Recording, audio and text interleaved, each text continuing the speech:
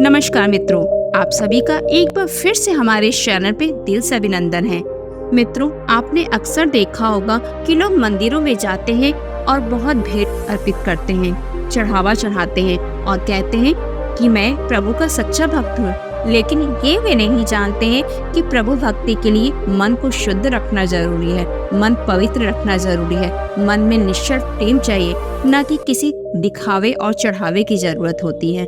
प्रभु तो केवल भक्त का स्वच्छ मन देखते हैं। आज की हमारी कहानी इसी से संबंधित है। भगवान बुद्ध अक्सर अपने शिष्यों को शिक्षा प्रदान किया करते थे। एक दिन प्रातःकाल बहुत से भिक्षुक उनका प्रवचन सुनने के लिए बैठे थे। बुद्ध समय पर सभा में पहुंचे, पर आज शिष्य उन्हें देखकर चकित थे, क्योंकि आज पहली बार वे अपने हाथ में कुछ लेकर आए थे। करीब आने पर शिष्यों ने देखा कि उनके हाथ में एक रस्सी थी। बुद्ध ने आसन ग्रहण किया और बिना किसी से कुछ कहे वे रस्सी में गांठें लगाने लगे। वहां उपस्थित सभी लोग यह देख सोच रहे थे कि अब बुद्ध आगे क्या करने वाले हैं। तभी बुद्ध ने सभी से एक प्रश्न किया। मैंने इस रस्सी में 3 गांठें लगा दी हैं। अब मैं आपसे ये जानना चाहता हूँ, क्या यह वही रस्सी है जो गांठें लगाने से पूर्व थी?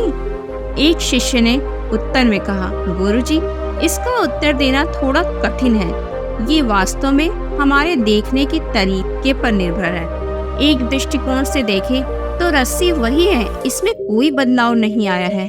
दूसरी तरफ से देखें तो अब इसमें 3 गांठें लगी हुई हैं, जो पहले नहीं थी, अतः इसे बदला हुआ कह सकते हैं। पर यह बात भी ध्यान देने वाली है कि बाहर से देखने में भले ही ये बदली हुई प्रतीत हो, पर अंदर से तो ये वही है जो पहले थी। इसका बुनियादी स्वरूप अपरिवर्तित है। सत्य है, बुद्ध ने कहा। अब मैं इन गांठों को खोल देता हूँ। यह कहकर बुद्ध रस्सी के दोनों सिरों को एक दूसरे से दूर खींचने लगे। उन्होंने पूछा, तुम्हें क्या लगता है, इस प्रकार इन्हें खींचने से क्या मैं इन गांठों को खोल सकता हूँ?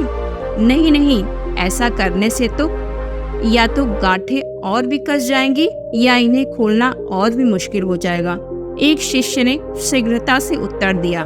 बुद्ध ने कहा, ठीक है, अब एक आखिरी प्रश्न बताओ, इन गांठों को खोलने के लिए हमें क्या करना होगा? शिष्य बोला, इसके लिए हमें इन गांठों को गौर से देखना होगा, ताकि हम जान सके कि इन्हें कैसे लगाया गया था, और फिर हम इन्हें खोलने का प्रयास कर सकते हैं। रात बीत गई, सब लोग चले गए, पर शौरपुच्छ बेसुध कार्य निमग्न रहा। बुद्ध उसके पास पहुंचे और बोले, शौरपुच्छ, तुमने प्रसाद पाया या नहीं? शौरपुच्छ का गला रुंध गया। भाव विभोर होकर उसने बुद्ध को साष्टांग प्रणाम किया। बुद्ध ने कहा, वत्स, परमात्मा किसी से धन और संपत्ति नहीं चाहता, वह तो निष्ठा का भूखा है। लोगों की निष्ठाओं में ही वह रमण किया करता है। तुमने यह स्वयं ही जान लिया है। तो दोस्तों, ईश्वर केवल भक्त की भक्ति देखता है। भक्ति हमारे जीवन का प्राण है। जिस प्रकार पौधे का पोषण जल तथा वायु द्वारा होता है, उसी प्रकार हमारा हृदय भक्ति से ही सशक्त और सुखी होता है। भक्ति वह प्यास है जो कभी बुझती ही नहीं और न कभी उसका विनाश ही होता है, अपितु वह उत्तरोत्तर बढ़ती रहती है। किसी जरूरतमंद व्यक्ति की मदद करना भी ईश्वर भक्ति का ही एक प्रकार है। अगर हम किसी निर्धन या किसी जरूरतमंद को अनदेखा कर देते हैं तो ये भक्ति नहीं जा सकती, क्योंकि हर एक प्राणी में ईश्वर का ही वास होता है। कहा भी गया है कि मानव की सेवा सच्ची ईश्वर भक्ति कही जा सकती है। तो दोस्तों, ऐसे ही शिक्षाप्रद कहानियों के लिए बने रहिए हमारे चैनल पे। हमारे वीडियो को अंत तक सुनने के लिए आपका दिल से धन्यवाद।